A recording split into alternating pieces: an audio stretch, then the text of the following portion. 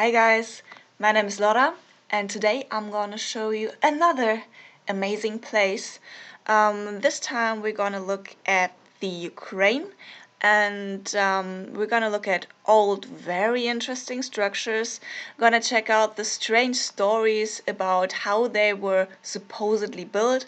I'm gonna give you my thoughts on it and yeah, we're gonna look at some beauty, and I can warn you right away that I'm gonna say beautiful probably a lot of times.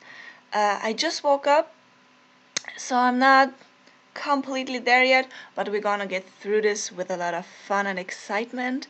And yeah, so see you later. Today we're gonna look at the fort of Tarakaniv. It is situated in the west of Ukraine and was supposedly built from the mid 1900s up until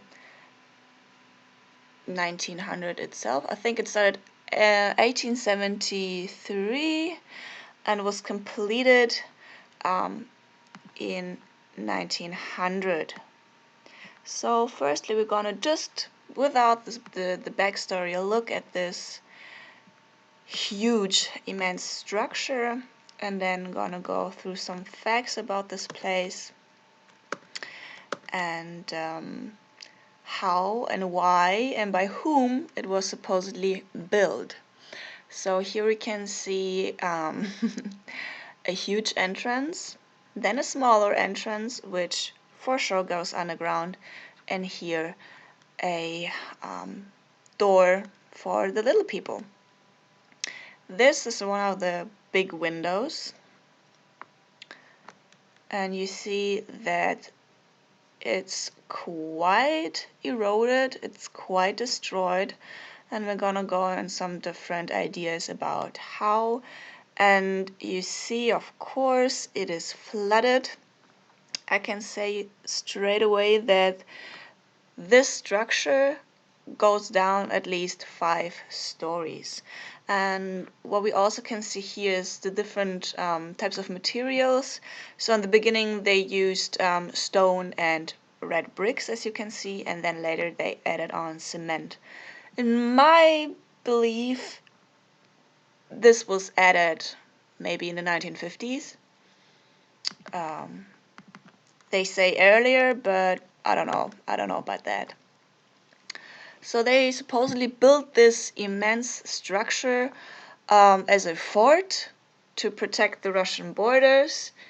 And yeah, you can see this looks like it was hit by some sort of heat or energy wave. Dynamite, maybe, but you wouldn't see it would destroy just this whole wall, or because it is built as strong as it could, as they were able to, although I don't think that they built it. It maybe, is these structures are way more robust than what we build today. And what you're gonna see a lot is these iron things popping out of it, and we have this with a lot of old structures, especially brick, especially also in Ukraine and Russia.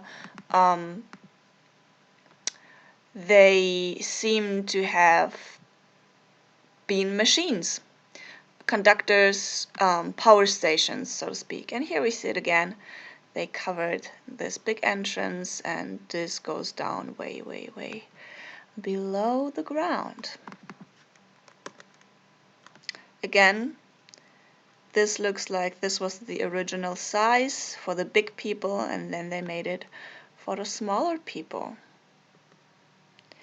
These are some of the tunnels, and they say they are endless. They seem to be endless tunnels. And this reminded me of, hold on a second. This reminded me of these places. This is in Libya. And I am quite sure that these were buildings, brick buildings, before, and not caves carved into the stone. Bullshit. Yeah, so these are pictures from 1916. Supposedly, of course, it got destroyed in the First World War by different people, and then later in the Second World War also. But the amount of destruction and the way it looks, some petrified or melted or hit with a strong energy force, with a strong heat force. I mean, how would they destroy this? Just asking. And why would they destroy this? Because it hasn't been used. They built this structure, built underground, made all of this tunnels, and they had very modern systems in there. I'm gonna read you the description really soon. And it just doesn't look like it's for military purposes. It doesn't. It looks like a building that was built for people to live in. Big people and maybe smaller people. I'm gonna show you a bird's eye view. But yeah, this looks like it has been blasted from the inside out. And this guy just hanging around there.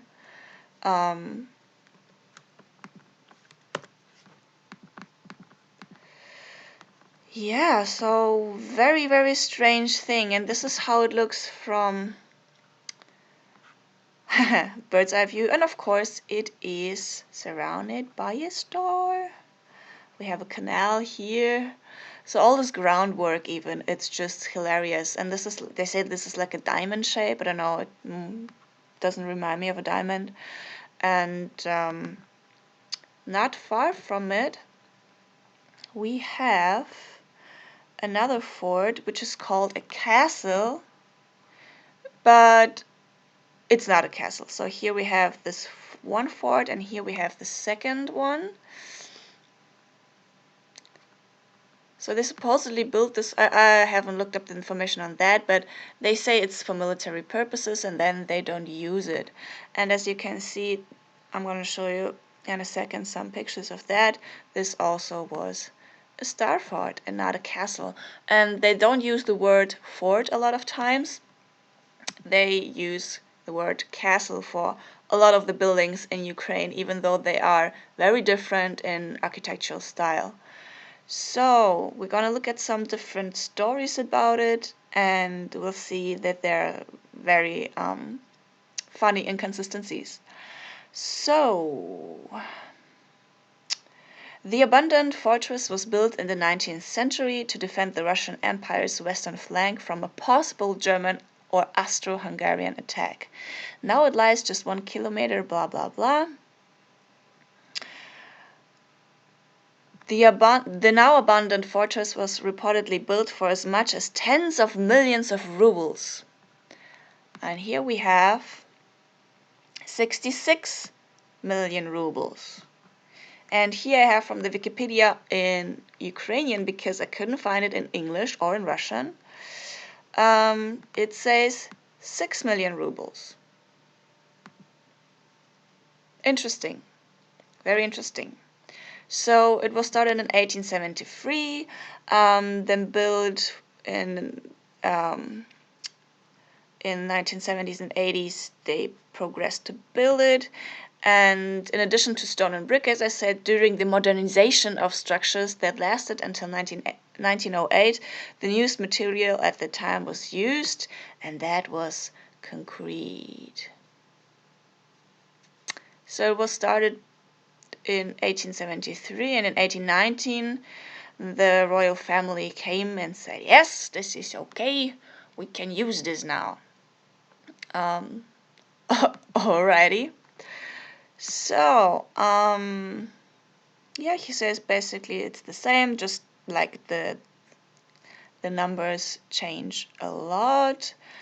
And Covering an area of more than 5 hectares, the fort accommodated nearly 600 soldiers, had its own heating system, sauna, bakery, laundry, electric power station, a 28-bed hospital, and even a church. Now,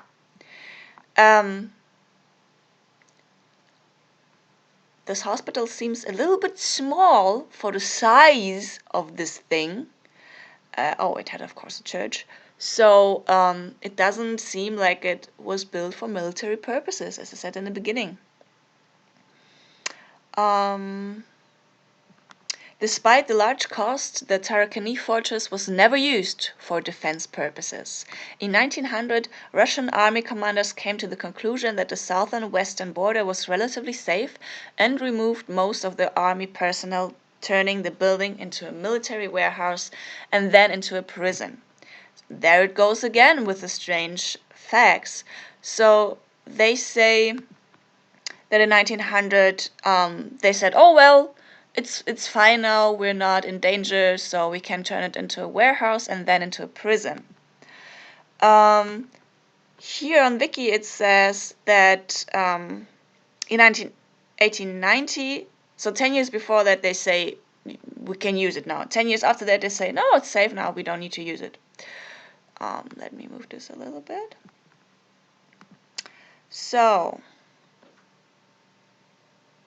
when the members of the imperial family arrived to see the fort, they were shown a well-armed fortified complex with a land area of 4 hectares, 6-meter high walls, a powerful system of underground levels, and a modern infrastructure.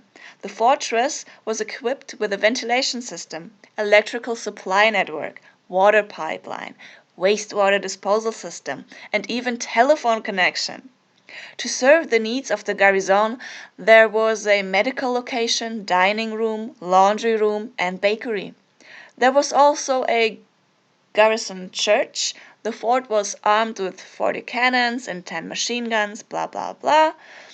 Even though the fortress was so powerfully developed, it didn't manage to fulfill the mission. Unrest among the soldiers in 1905 resulted in the garrison's breakup, and the fort itself was turned into a prison. So again, a different story. They said in the other thing that they just decided that it was safe now, and then they didn't need it. Then it got into a what it said, military warehouse, and then into a prison. And here it said it was because of an unrest. Then it was turned into the prison. So the soldiers that should defend, they started to get a little bit, in a bad mood, and then it was turned into a prison to put those soldiers into prison. You see the irony. And this is basically some stuff that they show us. I mean, look at the devastation of that. I mean, and then of course this concrete stuff with which we see with bunkers, but underneath I think is still brick. Can say it for sure. So let's take a look at some older photographs of this place. And windows. Yeah, let's just think about how they would do such damage to this place from the inside. I mean, look at this. A cannon cannot do this. And cannons in itself, they are very strange objects, and they're not what they told us they were. Again, going down into the ground. There is no such thing as a base level. Everything is mud or earth. Here we see again some metal work, some bricks, some concrete. Yeah, I think through here also possibly there were metal thingies in there for the construction, to hold the construction. Sorry guys. Yeah, this destruction that happened there.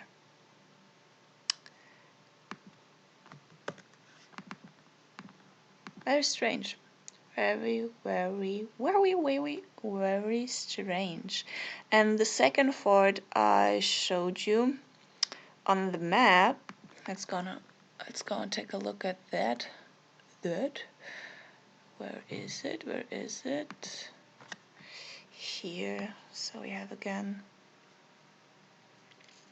here. See that? Covered it. I mean, what's that? You know? Another structure, because this is not ground level. Never, ever, ever. I mean, this is cracked. What kind of force do you need to destroy this much? Yeah. Thick, thick walls. Here we have the concrete.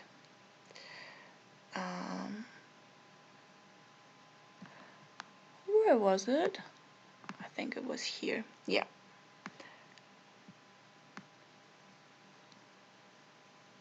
Yes, Tarakaniv. And here is the Dubno Castle, which was a star fort also. Water around it. Of course, we have these little domes with the windows, supposed windows in there, or just holes. I think they were they had metal inside, they had metal on the top, like the spires that we always see, and because of the water you could extract, and through sound most possibly, you could extract atmospherical energy from there. So yeah, another very impressive structure. Don't know what's going on here. So these places look way more advanced and old and buried and with much more purpose than they tell us, in my opinion. So I'm always, of course, interested in the people that built the structures. So let's look at this little guy.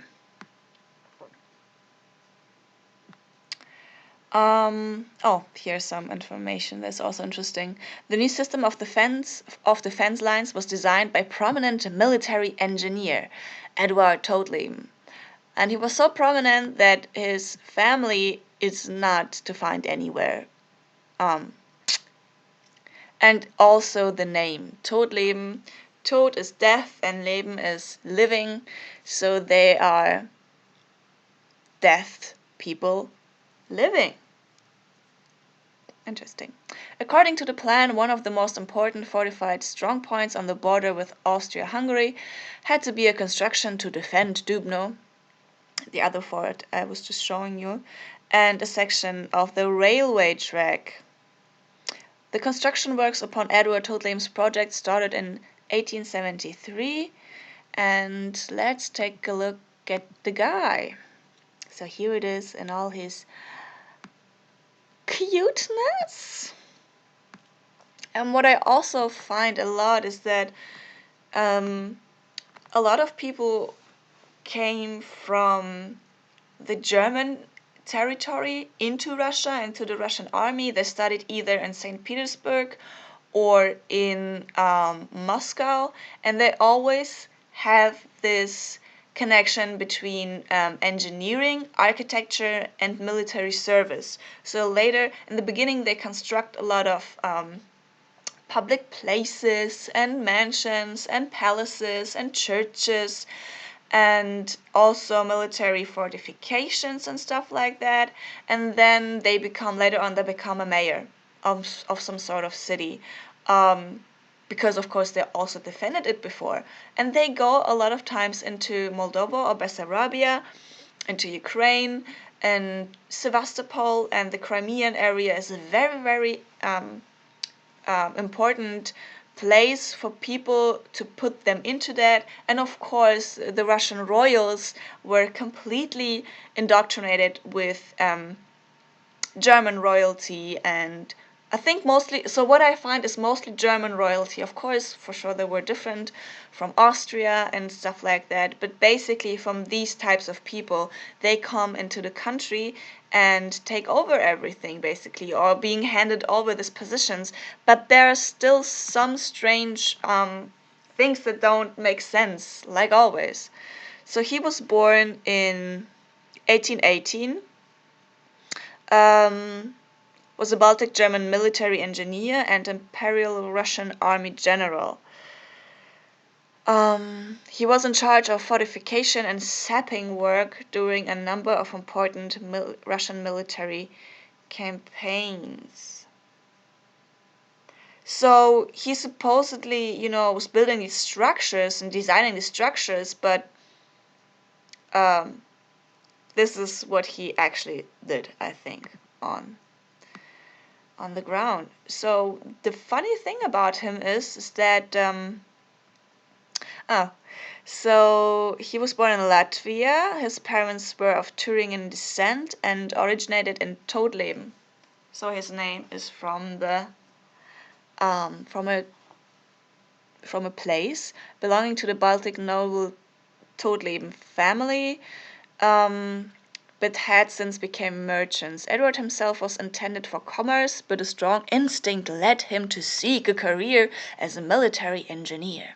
He entered the School of Engineers at St. Petersburg and joined the Imperial Russian Army in 1836. He was 18. So before that, he went into the School of Engineers.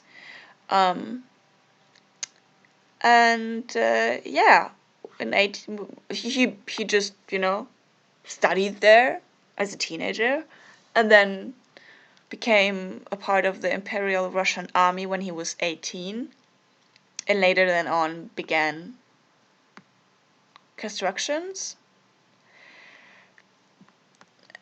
I don't think so.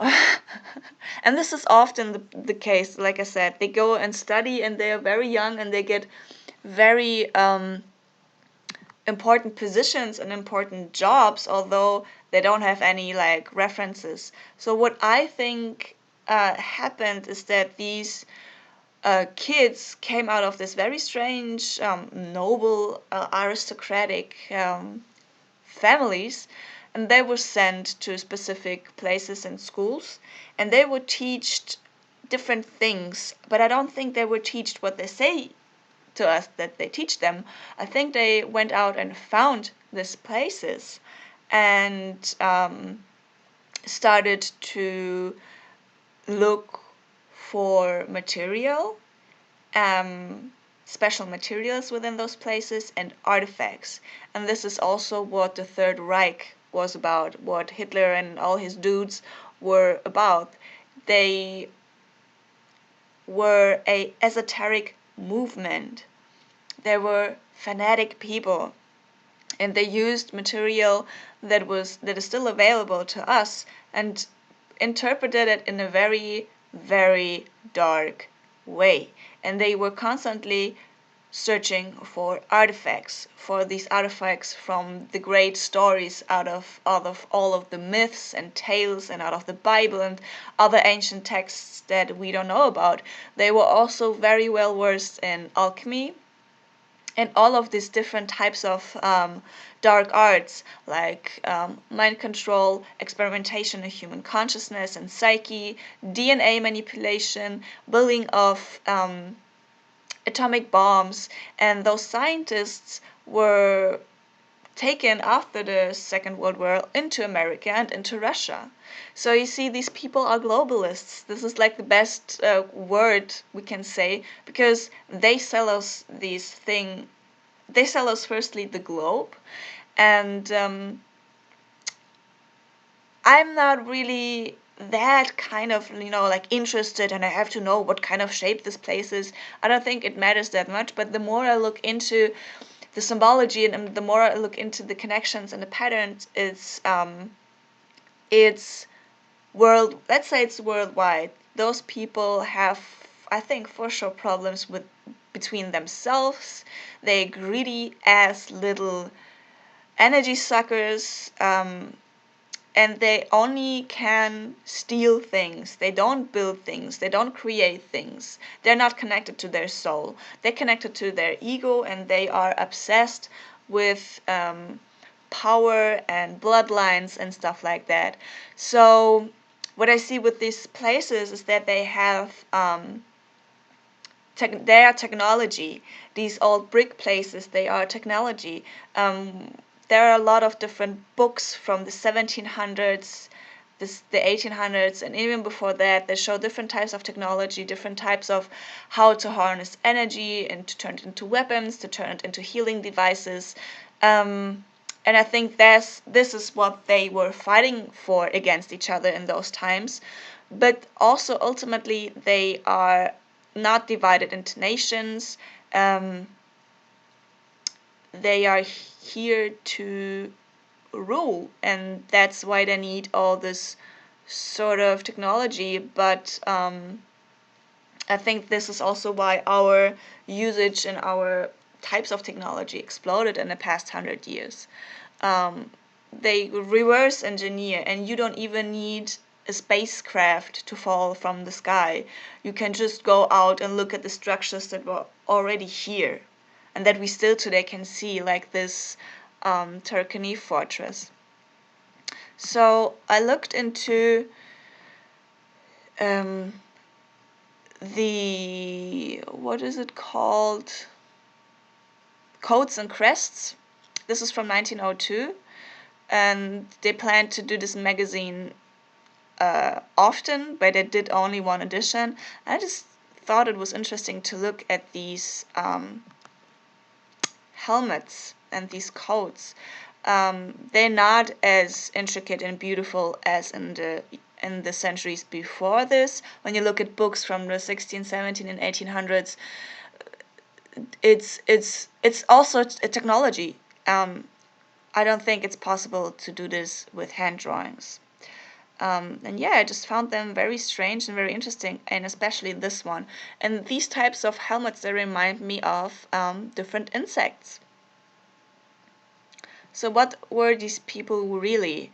To what kind of entities they had contact? And is this a huge simulation for souls, and they somehow got the cheat codes? Because they are cheating. Every big old company you have today, they were thieves, and they are still thieves. They dug stuff out of the mud, took over people, tricked people, therefore became very wealthy and still hold this power until today. And they cover their madness with philanthropic deeds and NGOs and all of these kinds of social corporations that say they help people and they take care of children especially. But when you dig into a lot of those especially big things, they are tied always to the same names, to the same people who have wealth, and the family of those people also acquired this wealth from about 150 years ago. So I even don't think that there is just one timeline anymore. It's just so much strangeness going on that you cannot pinpoint what was when and why. As I said, I just think they got these cheat codes. That's what I honestly think. So this is another castle, so to say, in Ukraine. It's the Austro Castle. This is a palace. They say it's a castle, but to me it looks like a palace. And yeah, so this is also in Ukraine. You see, again, it's flooded and covered up, and they say that it was flooded a couple of times. Here we have some old antiquitech on top, and you see these types of depictions of the man holding the globe, and the spire comes out of it. In Christianity, you have the cross on top. When you look at royalty, at those jewels, at those crown jewels that they have, the scepter and this globe with the thing on top, I think it is much more it says much more about our area, about our place, than we would think. And again, this sort of rings around it also to the Bible. And I mean, look at this. This is technology, guys. This is not for decoration purposes. And I think that this could probably be older than this on top. So we have this different waves of people who were inhabiting this place. We got a lot smaller than them. The first people did stone cutting, then rock, then the second did rock structures, and the last one before us had this opulent style. And I think they also just inhabited the places that they found before, because they were huge. There was no way that so little people could build all these huge basilicas and domes and stuff like that. And they added their technology, probably electromagnetic technology, atmospheric technology, and their decoration and their belief systems with all of these different pantheons and gods. And yeah, so this is the interior. I mean, just imagine what kind of a mindset you get, or you have, or you get while you're living inside of this artificial reality that you have in those houses. And here you see again it goes down. Yeah, this is from 1892, and I honestly don't think, I mean, we have a lot of like drawings or lithographs, as they are called, but I think they are just photographs. And when they are printed, they look like they were drawn. But these are actually photographs from this castle-y thingy. Yeah, so Ukraine is a very interesting place, especially old Kiev Rus. And these are some structures out of Russia, 1873 to 1880.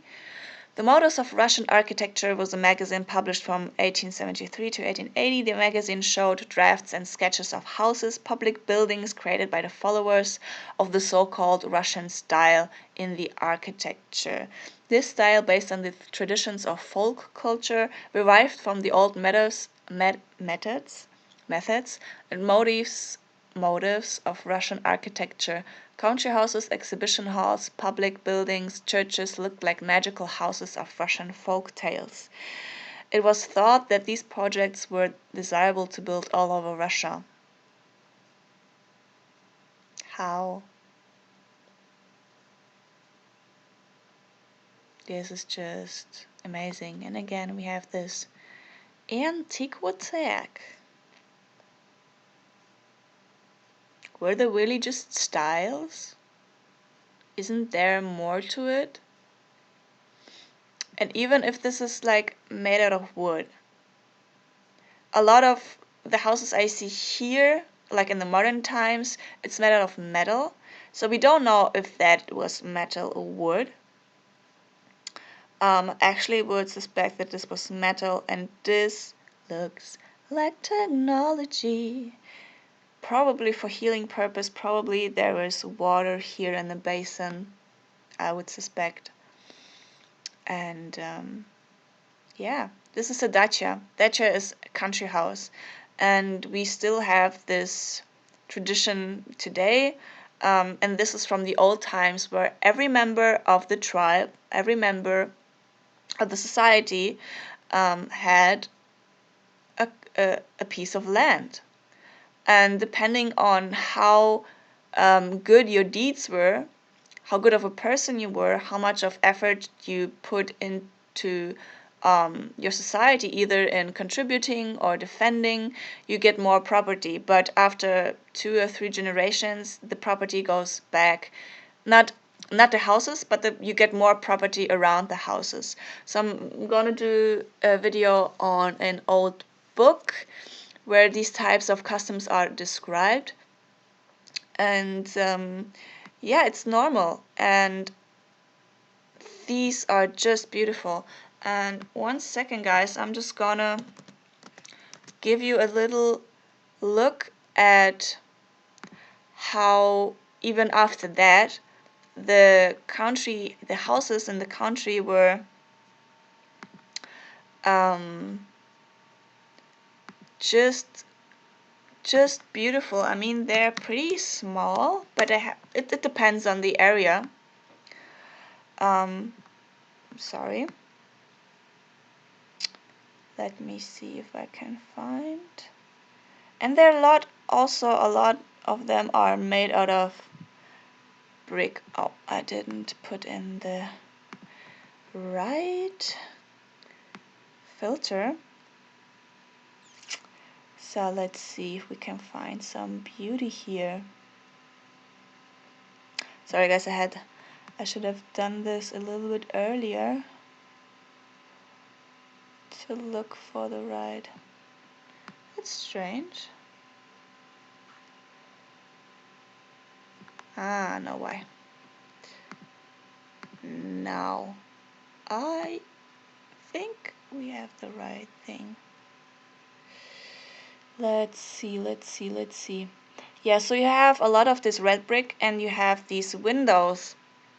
And those windows, especially in the old places, are very beautiful, as you can see here. And they go around and around. So even from the 1950s or 60s or 70s, the houses were much prettier than what we have today. And they, as you saw, you can buy such a house for 3,000 euros with a huge piece of land most of the time. Of course, mostly you don't have like a plumbing system inside. Some of them have, but you have your own property, and people are just selling them. They're going into the cities, and because they don't know how to live, I would suspect, and they don't want to invest in those places. I mean, it's beautiful. It's not like a little tiny box in the city and some of this skyscraper Soviet bullshit that they have built in the Soviet times. It's a mockery of humanity to build these kind of Soviet structures. It's like batteries for people. So how much do we have here? Alrighty. Additionally, I wanted to show you something that I found through Martin Litke again. Shout out to Martin. He presents a lot of different types of topics and documents and old books and everything from technology, modern technology, connecting it to ancient technology and how people build, and also art and all these different kinds of stuff. That's why I really would recommend you to go onto this channel.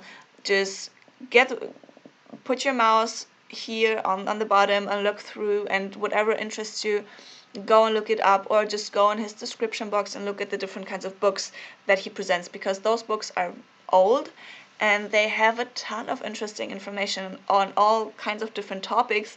And we have to look at these things because we need to get a feeling for how people were before us, because it is so different. We completely lost we completely lost we completely lost touch with our just recent past. This is how heavily brainwashed we are, and there's a good reason for them to do this. So don't forget that there's a good reason why they have to do all these things. Why are we so dangerous to them? Good questions, huh? let's go and take some look on art. Art. Beautiful, huh? This was a movement also in the so the PreRaphaelite Brotherhood was a group of English painters, poets, and art critics founded in 1848. Somehow everything starts in the 1850s. Strange. Blah blah blah blah blah blah. It was modeled in part on the Nazarene movement. The Brotherhood was only ever a loose association, and their principles were shared by other artists. So they brought this different kind of style into their art. This is the Nazarene movement. It's a more natural, more expressive way of painting people. Not this very clean and staged like in the late Renaissance. They were against that. And so, they painted this kind of stuff. And this is from Dante, Gabriel, Rossetti, a lot of things. And I love ginger hair. They have some blondes, they have some brunettes and some black hair, but they love ginger hair. And you see it with him, he paints the same types of women over and over again. And what they reminded me of was the Etruscans, which were predating the Romans and gave the Romans a lot of their political systems and structures. They carved roads out of the stone. I think I need to go into those people. Their way of life and their art was very playful. They depicted themselves as a very peaceful, artistic people. They had a lot of respect for women. Actually, they were quite well treated in society, not as in Rome or in Greek times, where women were basically just held in the house, in the household, in the house inside. They couldn't get out, they couldn't do business, they couldn't do anything. But the Etruscans and also in the Slavic area, the man and the woman, they have their specific roles and their specific expression of femininity and masculinity, but they're both involved in society actively.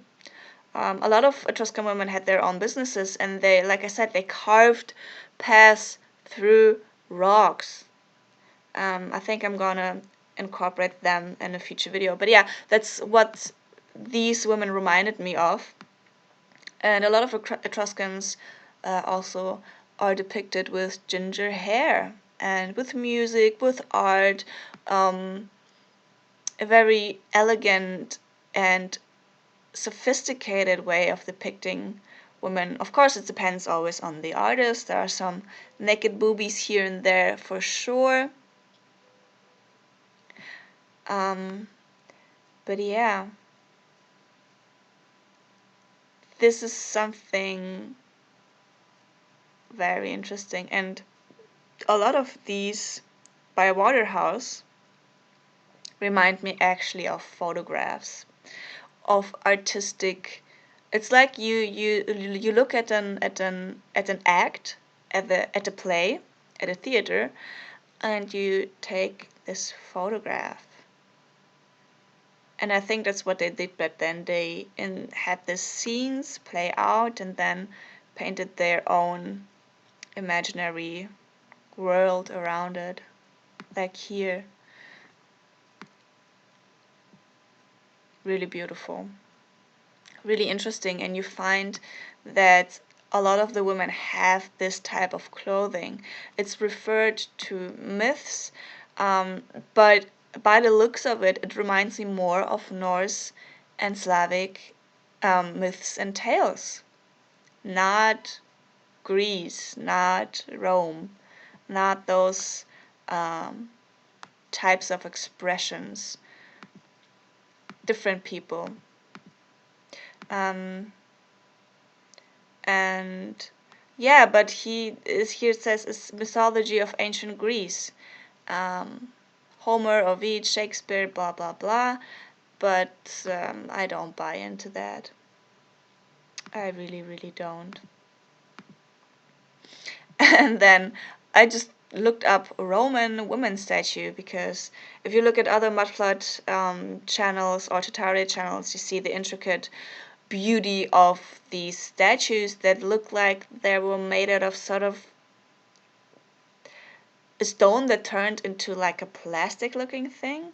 And then I looked up these statues and they was just like, oh, they look weak.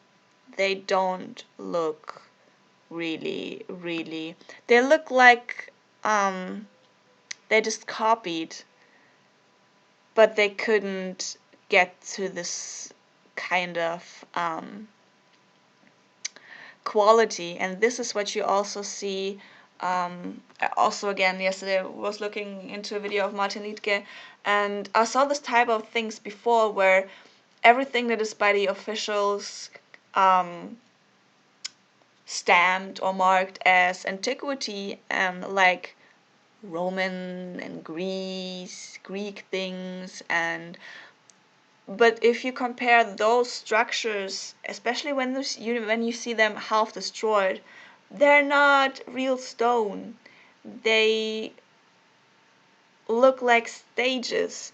And the actual antiquity you find in Europe, you find in the Russian area, you find it in old Persia and Turkey, everywhere but Rome and Greece. Of course, you have those monuments, but they seem like they were just like an imitation of those of real antiquity. So I don't buy the official narrative. I never have like fell for the official narrative. Just the energy with which it is presented. It's just there to propagate those types of handling society, how to treat women, how to make business, how to conquer. I mean, how to go into places where people are developed and just kill them all off and take over. And those places that are depicted where people have a society, kind of peaceful society, it is also mud flooded. So I'm starting to, what I for sure know for sure is that cities are computing systems.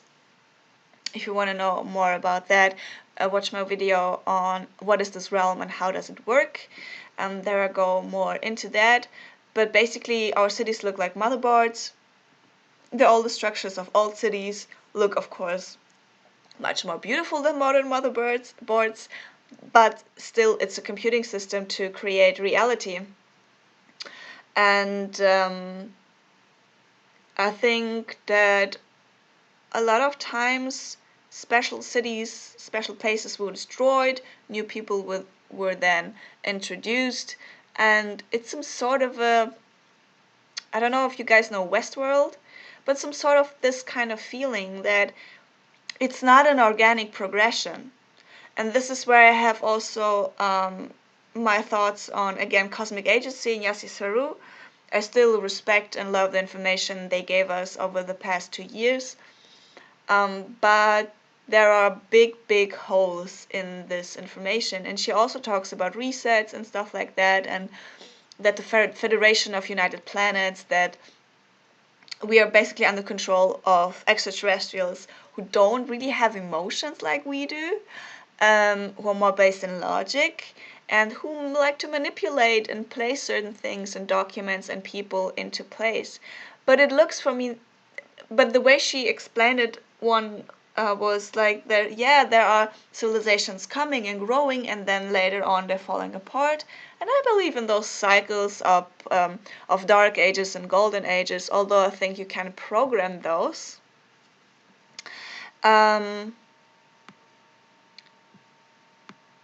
Just wanted to look at the time. I lost my train of thought. But there is obvious, heavy um, influence, and not only influence, just like direction, as if they were producers or directors of a stage play, and they remove people. Yeah, you can say these are soul contracts, they wake up, but they want the physical experience, and as soon as they wake up, we have to reset the game. But that sounds to me, the longer I think about it, like a cheap excuse.